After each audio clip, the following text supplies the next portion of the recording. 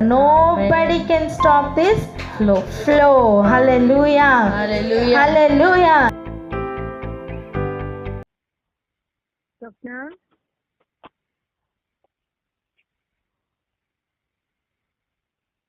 స్వప్న అక్క చెప్పండి అక్క. జ్ఞానక్క వాళ్ళు యాడ్ అయ్యారా? జ్ఞానక్క ఎత్తలేదు అక్క ఫోను. సునీతక్క యాడ్ అయ్యారు అక్క. సౌజీ కాసేపు అయ్యాక యాడ్ అవుతానండి. సరేరా, ఓకే. అమూల్య యాడ్ అయిందారా? రిబ్కా, పద్మ సిస్టర్ యాడ్ అయ్యారు అక్క. అక్క సరేరా, సరే వెళ్దాం రండి. మన రెగ్యులర్ పోర్షన్ మనం ఏదైతే సాటర్డేస్ చూస్తున్నామో, మొదటి కొరింథీయులకు రాసిన పత్రిక 3వ అధ్యాయం 10, 11, 12 వచనాలు చదువుదాం. 10, 11, 12. మొదటి కొరింథీయులకు రాసిన పత్రిక 3వ అధ్యాయము 10, 11, 12 వచనములు. దేవుడు నాకు అనుగ్రహించిన కృప చొప్పున నేను నేర్పరి అయిన శిల్పకారుని వలె పునాది వేసి తిని, మరి ఒకడు దాని మీద కట్టుచున్నాడు. ప్రతి వాడు దాని మీద ఎలా కట్టుచున్నాడో జాగ్రత్తగా చూసుకునవలెను. వేయబడినది తప్ప మరి ఒక పునాది ఎవడును వేయనేరడు.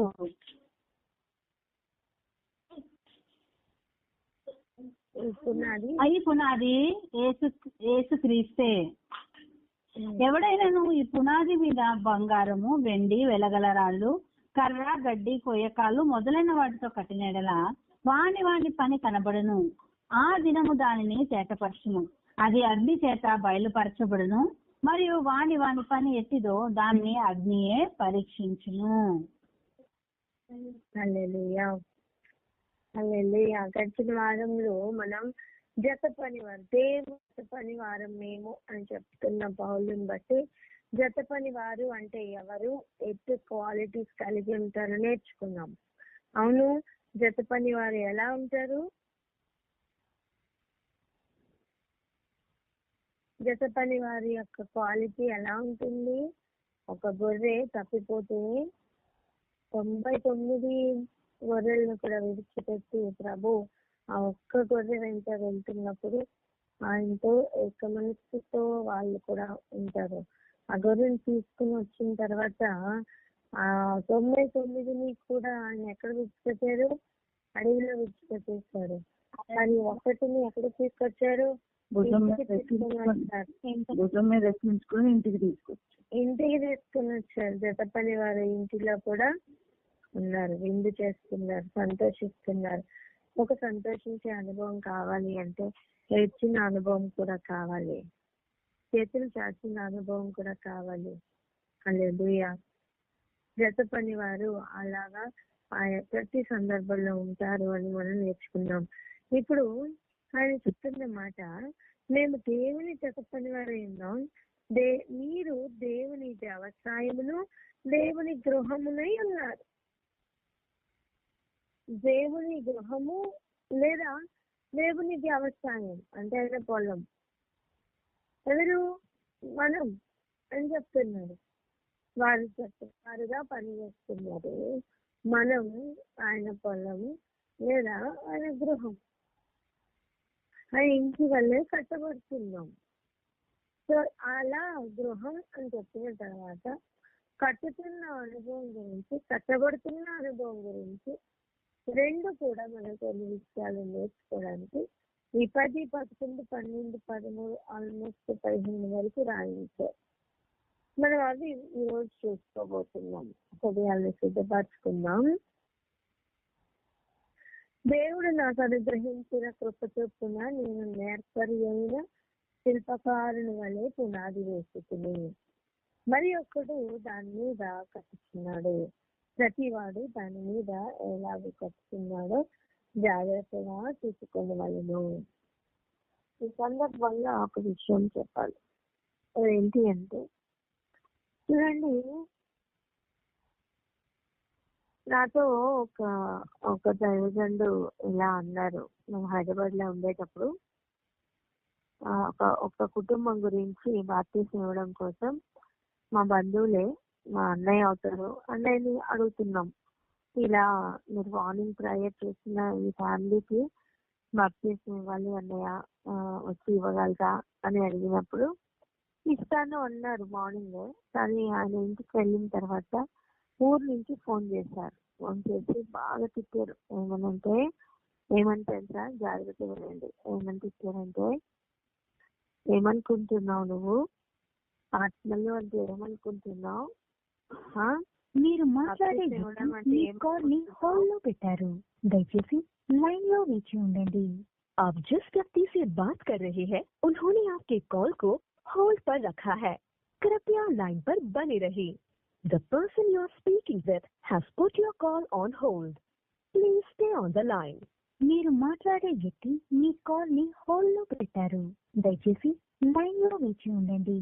आप जिस व्यक्ति से बात कर रहे हैं उन्होंने आपके कॉल బాగా ఏమని తెలుసా, ఏమనుకుంటున్నావు నువ్వు, అసలు బాప్తిజం అంటే ఏమనుకుంటున్నావు, బాప్తిజం ఇచ్చిన తర్వాత ఆ ఆత్మలకు నేనే ఉత్తరవాది, వారి గురించిన లెక్క నేనే అప్పచెప్పాలి.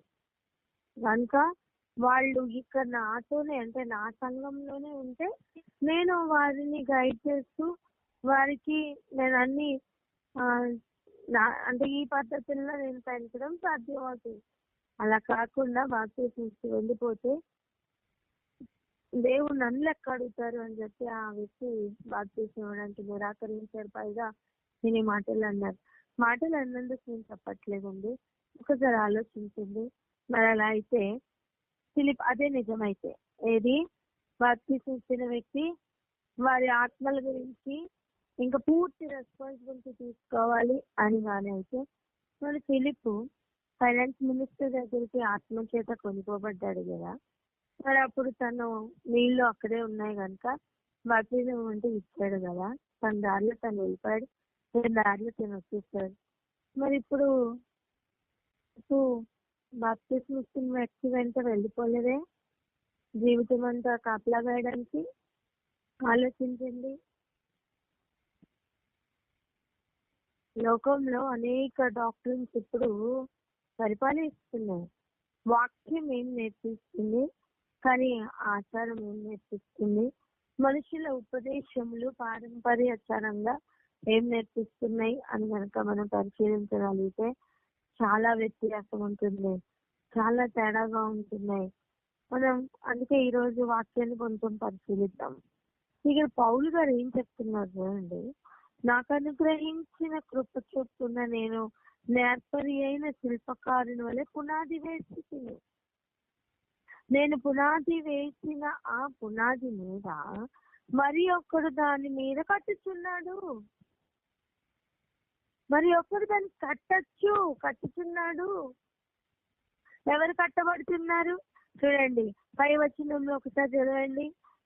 పై వచనం, మీరు దేవుని వ్యవసాయమును దేవుని గృహమునై ఉన్నారు. ఎవరు దేవుని గృహం అన్నారు? మనమే. చెప్పండి, మనం దేవుని గృహం అని చెప్పండి. మనం దేవుని గృహం అని. మనము దేవుని గృహము. హల్లెలూయా. మనం దేవుని గృహమై ఉన్నాం కదా, మరి ఇటువంటి సమయం నేను పునాది వేస్తే నేనే కట్టాలి అని పౌలు అనట్లా. చూస్తున్నారా, నేను పునాది వేస్తాను అంటే ఒక వ్యక్తి కట్టబడుతున్న సమయం ఒక్కొక్కరు ఒక్కొక్క పని చేస్తున్నారన్న విషయం ఇక్కడ మన తేటగా తెలుస్తుంది. ఒకరు పునాది వేస్తారు, దాని మీద మరి ఒకరు కట్టుచున్నారు. అంతేనా? ప్రతి వాడు దాని మీద ఎలాగూ కట్టుచున్నాడో జాగ్రత్తగా చూసుకొనవలెను. ఎంత తేటగా ఒక విశ్వాసిని గురించి రాసి ఉన్నారు. ఇంటిగా కట్టబడుతున్న ఒక్కొక్కరి గురించి ఎంత తేటగా రాశారు. ఇదిగో దేవుని జత పని అయిన వారికే ఈ ప్రత్యక్షత ఉంటుంది. హల్లెలూయా. ఈరోజు మొట్టమొదటిగా ఒక ప్రార్థన చేసుకుందాం. ఏమని తెలుసా? నేను పునాది వేస్తే నేనే పైకప్పు కూడా వెయ్యాలన్నట్టుగా పొరపాటు పడి సంఘమును ఎదగనివ్వకుండా ఒక స్థాయిలో ఆపివేస్తున్న భయంకరమైన తంత్రం లో నుండి ఈరోజు చాలా పెద్ద బ్రేక్ త్రూ సంఘంలో కావాలని ప్రార్థన చేద్దామా? డాక్టర్స్ ఉన్నారు, చాలా డిపార్ట్మెంట్స్ ఉంటాయి. ఒక డిపార్ట్మెంట్ వారు హ్యాండిల్ చేసిన తర్వాత ఆ పేషెంట్ కి కార్డియాలజీ వాళ్ళకి అవసరం అనుకోండి, ఈ వ్యక్తి నెఫ్రాలజిస్ట్ అనుకోండి, కార్డియాలజిస్ట్ కి రిఫర్ చేయడా? అప్పుడు ఈ వ్యక్తి నెఫ్రాలజీ ట్రీట్మెంట్ తోనే కార్డియాలజిస్ట్ దగ్గరికి వెళ్ళి అక్కడ కూడా ట్రీట్మెంట్ యాడ్ చేసుకోరా? నేనే డాక్టర్ అని చెప్పి నెఫ్రాలజీ మాత్రం చూసుకుంటూ కూర్చుంటే మరి కార్డియాలజీ ఎవరు చూస్తారు? అదెంత సత్యమో దేవుడు ఒక్కొక్కరికి క్షేమాభివృద్ధి కొరకే కదా అపోస్తలులు, ప్రవక్తలు ఇలా అనేకుల్ని పెట్టారు. ఒకరు పునాది వేస్తారు, అవును, మరి ఒకరు దాని మీద కడతారండి, మరి ఒకరు దాని మీద నీళ్లు పోస్తారు, మరి ఒకళ్ళు నీళ్లు పోయడం అంటే నా ఉద్దేశం కాంక్రీట్ గట్టిపడడానికి ఎట్లయితే నీళ్లు పోసి ఆ సేవ చేస్తారో అలా ప్రార్థనా పూర్వకంగా ఒక సేవలో ఉంటారు. కొంతమంది పెయింటింగ్స్ వేస్తారు, కొంతమంది ఎలక్ట్రికల్ వర్క్ చేస్తారు, కొంతమంది ప్లంబింగ్ వర్క్ చేస్తారు. అందరూ ఒకటే చేయరు కదా. ఇంటి వల్లే కట్టబడుతున్నారు అని చెప్పుతున్నప్పుడు దాని అర్థం అనేక మంది కలిసి ఒక ఇంటిని కడుతున్నారు. అలా మీరు కట్టబడుతున్న ఇల్లు అని ఒక విశ్వాసి మాట్లాడుతున్నారు. ఒక శిష్యుడిగా తయారవ్వాలి. ఒక్కొక్క విశ్వాసి దేవుని ఇంటిగా మారాలి, దేవుని ఇంటిగా తయారవ్వాలి అంటే పునాదుల దగ్గర నుండి కూడా ఒక విశేషమైన శ్రద్ధ అవసరం. ఇలాగే ఒక ప్రార్థన చేస్తున్నాం. ఎవరైనా ప్రార్థన అందుకోండి.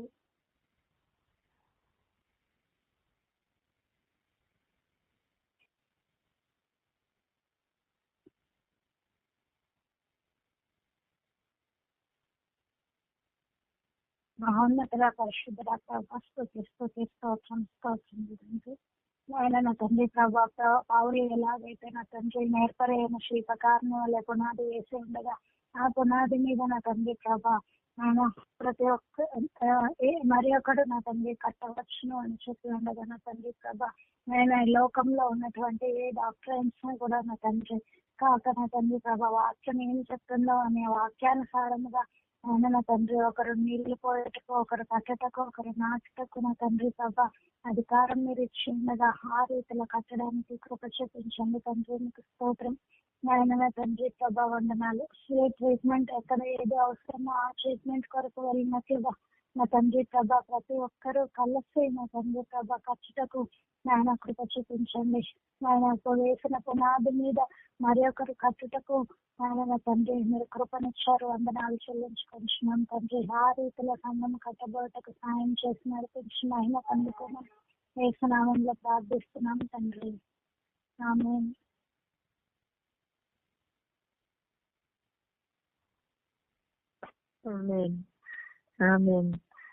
స్తోత్రం. సో అందరూ కలిసి ఇంటిని కడుతున్న వారిగా ఉండాలి. ఒకరు కడుతుంటే ఇంకొకరు వెళ్ళి ఇటుకలు పీకేస్తున్నారు అనుకోండి, ఎలా ఉంటుంది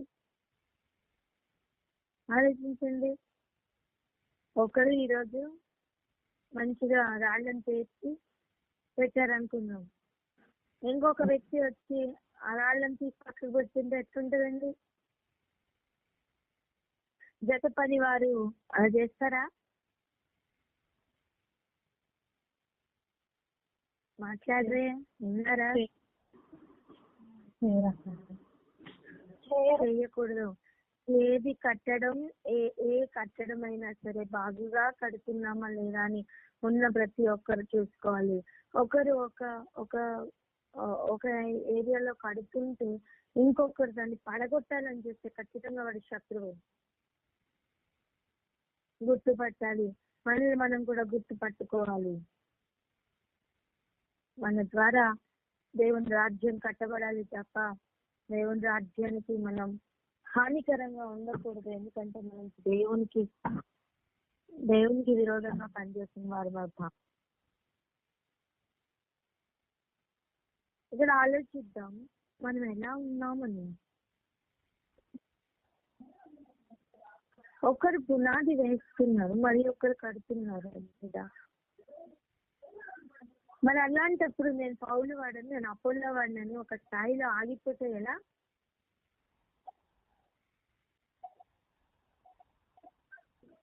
నేను అపోల్లో వాడను లేదా నేను పౌలుకు సంబంధించిన వాడను, ఇంకెవరు నాకు క్షేమాభివృద్ధి కలుగుతాయని ఇంకెవరు లేరు అంటే ఎలా? దేవుడు అసైన్ చేసిన ప్రతి వ్యక్తి తన పని తను చేసుకుంటూ వెళ్తారు.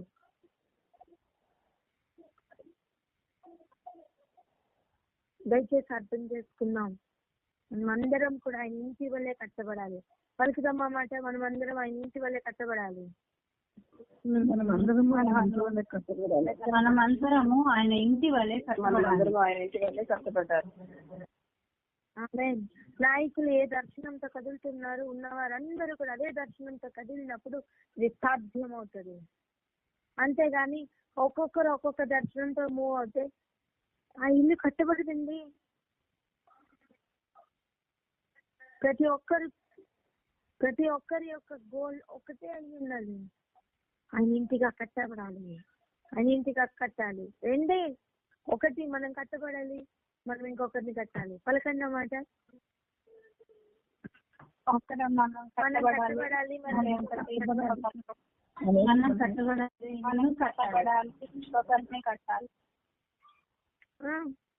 నేను తిన్నాను కూర్చున్నా, మీరు ప్రవేశించువారిని ప్రార్థించురు అని. ఆ పరిస్థితుల్లో ఉండకూడదు. ఇక ముందుకు వెళ్దాం.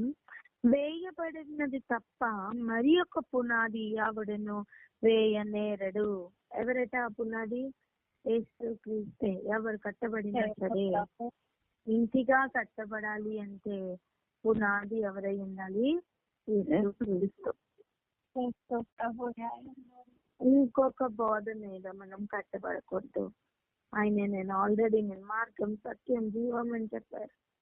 ఎవరు కట్టబడినను దాని మీదనే కట్టబడాలి. ఆమేన్. ఇక ఎవడైనాను ఈ పునాది మీద కడుతున్న అనుభవంలో కనుక ఉంటే దేంతో కట్టచ్చట?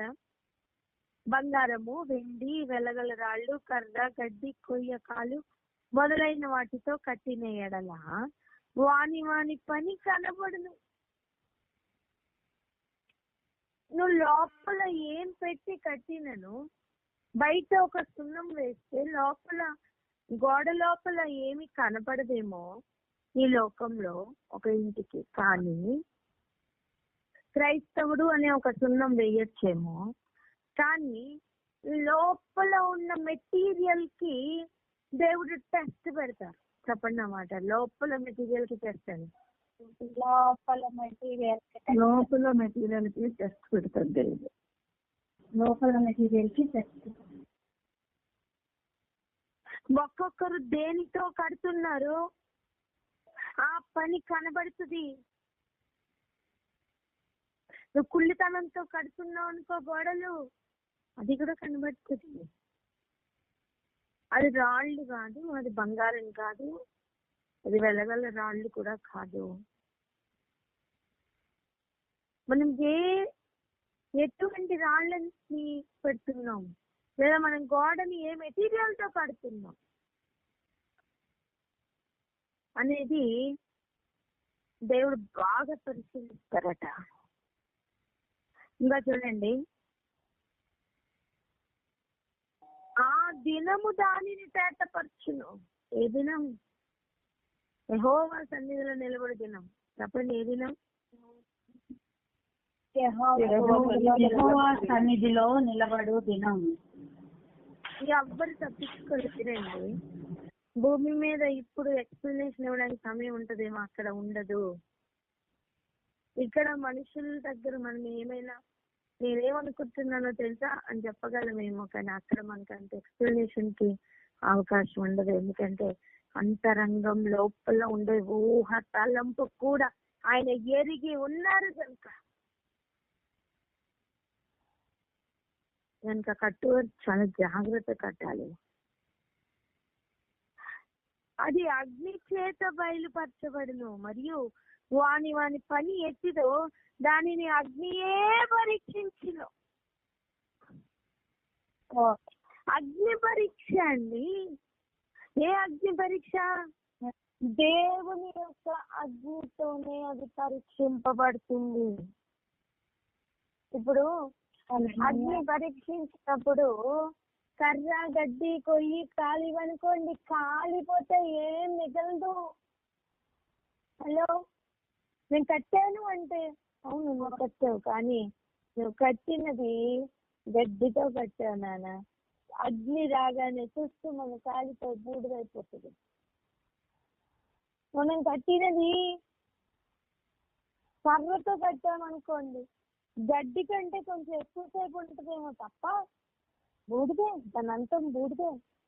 అలా కాకుండా బంగారంతో కానైతే అగ్నికి ఇంకా అది సువర్ణం, ఇంకా మేలిమి బంగారంగా మార్చారు. ఆమేన్.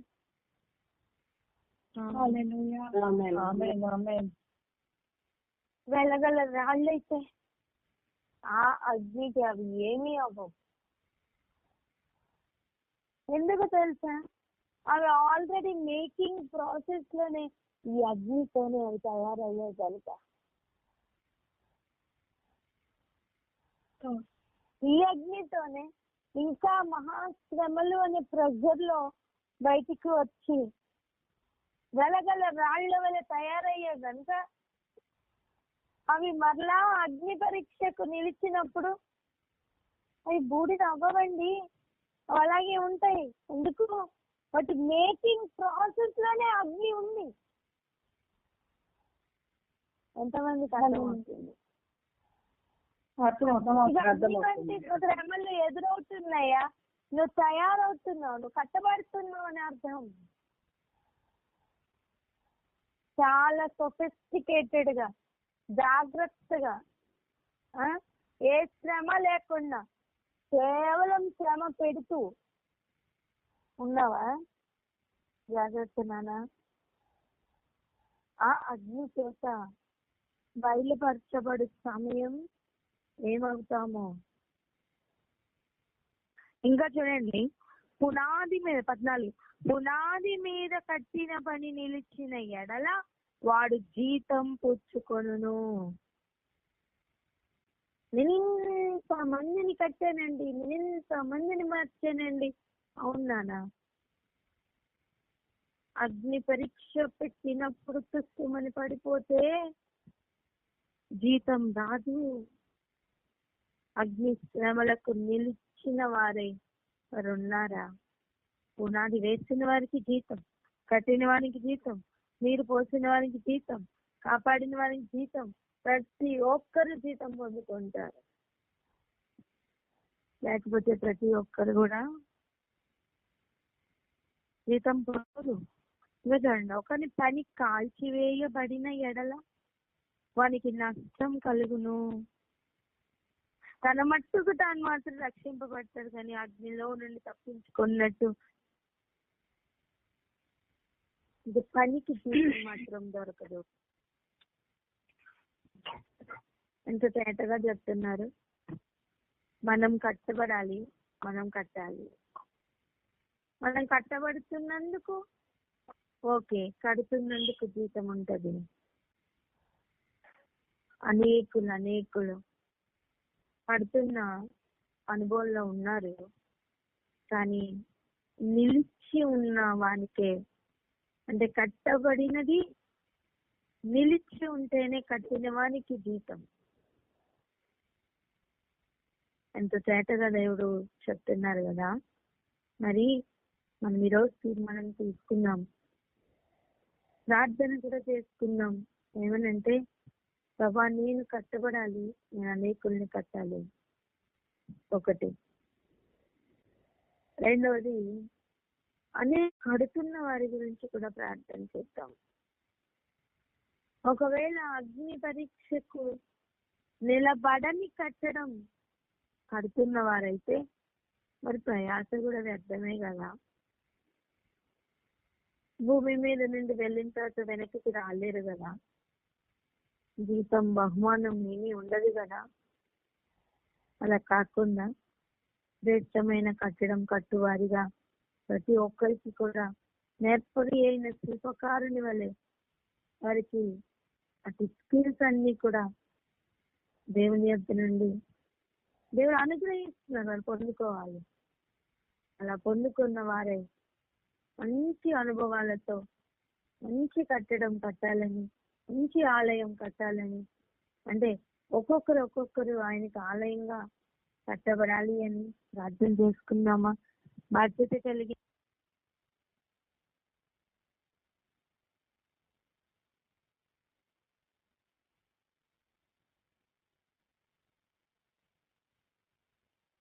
హలో అక్క, వినపడట్లేదు అక్క.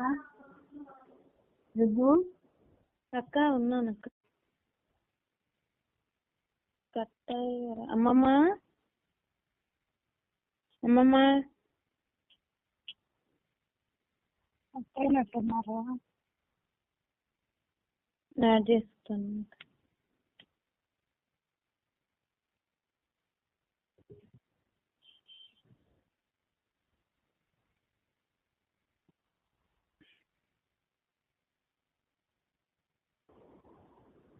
ఇంకా కాల్స్ అన్ని కట్ అయిపోయినాయి అంటారా? అవునక్క, కట్ అయిపోయినాక మీరే పక్కకి యాడ్ అయిందా? ఉన్నావు అక్క, మేము ఉన్నాము. నీ వాయిస్ వినిపించలే. అవునా, అదే సడన్ గా కట్ అయింది. సో ప్రార్థన చేసుకుందాం. పాయింట్స్ ఇవ్వండి, పాయింట్స్ బట్టి ప్రార్థన చేసుకుందాం. అందరం ఆశతో ప్రార్థన చేసుకుందాం.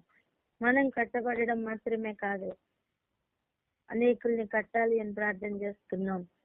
మనం ఎలా కట్టబడుతున్నామో మనం అగ్ని అనే పరీక్ష ద్వారా తేటగా మనం తెలియపరచబడతాం. మనం ఎత్తివ్వాలి, మనమే బంగారమా లేదా వెలగర రాళ్ళుగా కట్టబడుతున్నామా? తేటపరిచేది మనుషులు కాదు, భూమి కాదు, పరలోకపు అగ్ని. ఆ దినం నిలబడిన వారమై అనేకుల చేత దేవుడు అనుగ్రహిస్తున్న బహుమానాలు పొందాలి అంటే మనం అనేక శ్రమలు అనుభవించి పరలోక రాజ్యం స్వతంత్రించుకోవాలి. ఆయన ఇంటిగా కట్టబడాలి, ఆయన గృహంగా కట్టబడాలి, ఆయన పొలంగా లేదా ఆయన వ్యవసాయంగా మనం అధిక దిగుమతితో మనం ఆయన ఎదుట నిలబడాలి. ప్రార్థన చేసుకుందామా? స్వప్న పాయింట్స్ ఈయన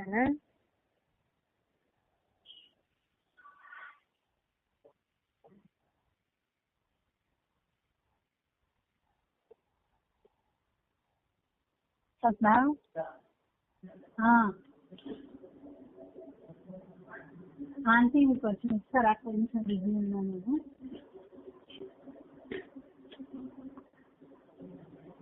ఓకే ఆంటీ, కొంచెం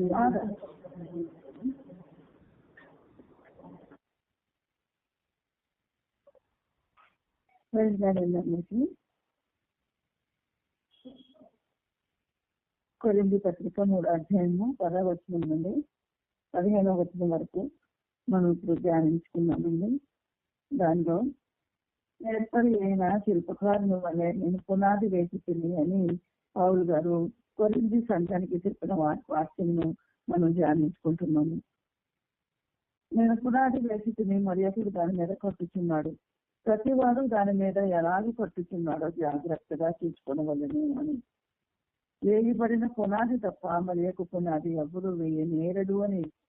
ఆ పునాది క్రీస్తే అని చెప్తున్నారు. కాబట్టి క్రీస్తే అనేటువంటి ఆ పునాది మీద మనము కట్టబడవలసిన వారంగా ఉంటున్నాము. అది దేనితో కట్టబడాలి అంటే బంగారము, వెండి, వెలగల రాళ్ళు, కర్ర, గడ్డి, కొయ్యకాలు మొదలైన వాటితో కట్టిన ఎడల వాని పని కనబడుతుంది. కాబట్టి మనము బంగారంగా కట్టబడుతున్నామా, వెండిగా కట్టబడుతున్నామా, వెలగల రాళ్ళుగా కట్టబడుతున్నామా? ఈ 3 మాత్రం మిగులుతాయి. కానీ దేవుని అగ్ని చేత అది పరీక్షకి వచ్చినప్పుడు కర్రైనా కాలిపోతుంది, గడ్డి అయినా కాలిపోతుంది, కొయ్యకాలైనా కాలిపోతుంది. కాబట్టి మనము ఎలా కట్టబడుతున్నాము అని మనల్ని మనం పరీక్షించుకొని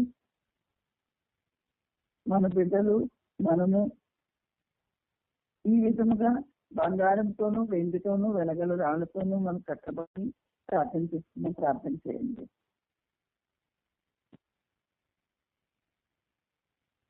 హల్లెలూయా. స్తోత్రము రాజా, స్తోత్రం తండ్రి. మహోన్నతుడా, మీకు వేలాది కోట్లాది చేపట్టిన తాస్తులు చెల్లించుకుంటున్నాము తండ్రి. యేసయ్యా, మీకే వేలాది కోట్లాది ప్రభువా యేసయ్యా చెల్లించుకుంటున్నాం తండ్రి. మహిమ ఘనత ప్రభువా యేసయ్య ప్రభావం మీకే ఆరోపిస్తున్నామయ్యా. మీకు స్తోత్రములు చెల్లించుకుంటున్నాము తండ్రి. అవునయ్యా ప్రభువా యేసురాజు తండ్రి నాయన, యెహోవా ఎదుట నిలబడి దినమున తండ్రి నాయన యేసయ్యా, మేము దేని ప్రభువా యేసయ్య తండ్రి ఆ యొక్క పరీక్షకు తండ్రి లోనగుచుండగా తండ్రి నాయన అయ్యా ప్రభువా, మేము వెళ్ళగల రాళ్ల వల్లే, బంగారం వల్లే, వెంటలే తండ్రి నాయన యేసయ్యా ప్రభువా తండ్రి నాయన మరింత సంతరించుకుని తండ్రి నాయన ఎదుట నిలబడే కృపను మాకు దయచేయమని వేడుకుంటున్నాము తండ్రి. పునాది మీరే యేసయ్యా తండ్రి ఆయన, దాని మీద మరొకరు ఏదైనా కట్టుచున్నారు ప్రభువా యేసయ్యా. పునాది ప్రభువా యేసయ్య ఎల్లవేళ మీరే అయి ఉన్నారు తండ్రి. నీకు వందనాలు స్తోత్రములు చెల్లించుకుంటున్నామయ్యా. దేవా, ప్రతి ఒక్కళ్ళము తండ్రి నాయన పునాది అయిన క్రీస్తు మీద తండ్రి ఏ విధంగా కట్టబడుతున్నామో తండ్రి నాయన జాగ్రత్తగా చూసుకునే కృపను మాకు దయచేయమని వేడుకుంటున్నాము తండ్రి నాయన ప్రభువా. అవును తండ్రి యేసురాజా తండ్రి అయ్యా ప్రభువా తండ్రి, నేను చెక్క వలె, గడ్డి వలె తండ్రి, కొయ్య కాలు వలె తండ్రి కాకుండా తండ్రి నాయన ప్రభువా యేసయ్య ఇవన్నీ కూడా తండ్రి అగ్ని పుటం వేయబడుచుండగా తండ్రి నాయన అగ్ని చేత వాటి యొక్క తండ్రి ప్రభువా యేసయ్య తండ్రి అయ్యా స్థిరత్వము తండ్రి నిలకడ ప్రభువా యేసయ్య తండ్రి నాయన పరచపడుచుండగా తండ్రి నాయన మేమందరము ప్రభువా యేసయ్య అటు రీతిగా కాకుండా ప్రభా అటు వేయగానే తండ్రి మండిపోతుంది కాలి బుద్ధ అయిపోయే వారంగా కాకుండా తండ్రి నాయన యేసయ్య అయ్యా ప్రభు అగ్ని చేత మరింత ప్రభ మెరుపు సంతరించుకునే తండ్రి బంగారము తండ్రి నాయన వెలగల రాళ్ళు తండ్రి నాయన యేసయ్య వెండి వలె ప్రభు యేసయ్య నీ సన్నిధిలో తండ్రి నాయన అయ్యా ప్రభ అగ్ని చేతే సృష్టించబడిన వారము తండ్రి నాయన అదే అగ్నికి మేము తండ్రి నాయన టెస్ట్ లోనికి ప్రభావం వచ్చుండగా తండ్రి నాయన ప్రభు మేము తండ్రి నాయన శుద్ధ సువర్ణము వలె తండ్రి మరింతగా తండ్రి నాయన ప్రభు నీ సన్నిధిలో తండ్రి మెరుపు పొందుకున్న వారమై తండ్రి నాయన ప్రభు అయ్యా ప్రభు నమ్మకం పెట్టుకున్న మామూలు తండ్రి నాయన మీరు నమ్మకం పెట్టుకుని ఉన్నారయ్యా. ఆ నమ్మకం నిలబెట్టు వారముగా తండ్రి నాయన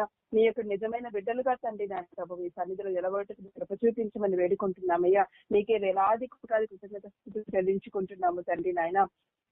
అవును తండ్రి, ఆ దినముల ప్రభావ యేసయ్య మాకు ఇస్తున్న జీవితమును బట్టి మీకు వందనాలు స్తోత్రములు చెల్లించుకుంటున్నాము. నశించిపోవు వారి యొక్క ఆ యొక్క తండ్రి తనువులో కాకుండా తండ్రి నాయన జీవం పొందుకొని జీవించడం వారి యొక్క తండ్రి నాయన ఆ యొక్క తండ్రి నాయన గుంపులో మమ్మల్ని అందరినీ చేర్చమని వేడుకుంటున్నాము తండ్రి. మీకు స్తోత్రములు చెల్లించుకుంటున్నామయ్యా. మా కుటుంబాలందరూ ప్రభావ యేసయ్య నేడున్న ఈ స్థితిలో యేసయ్య ప్రభు ప్రతి దినము తండ్రి నాయన యేసయ్య ఆయన ప్రభు ఆ దినము కొరకు తండ్రి ఎదుట నిలబడుతున్న దినము కొరకు తండ్రి ప్రభు యేసయ్య ఇప్పటి నుండే ప్రభు మేమందరము తండ్రి నైనా ప్రభు మీ యొక్క పునాది మీద తండ్రి కట్టబడుతూ ప్రభు యేసయ్య మీరే పునాది అయి ఉండగా మీ మీద కట్టబడుతూ తండ్రి నైనా జాగ్రత్తగా కట్టబడుతూ తండ్రి ప్రభు యేసయ్య ప్రతి సమయంలో ప్రతి కోణంలోనూ ప్రతి ఒక్క తండ్రి నాయన యేసయ్య సిచ్యువేషన్ లో కూడా తండ్రి నేను మమ్మల్ని మీరే చెక్ చేసుకుంటూ ముందుకెళ్లే కృపను మాకు దయచేయమని వేడుకుంటున్నామయ్యా. అవును తండ్రి, అనేకమైన శోధనకు మేము గురి అవుతున్నామా ప్రభు యేసయ్య నలగొట్టబడుచున్నామా? అవును తండ్రి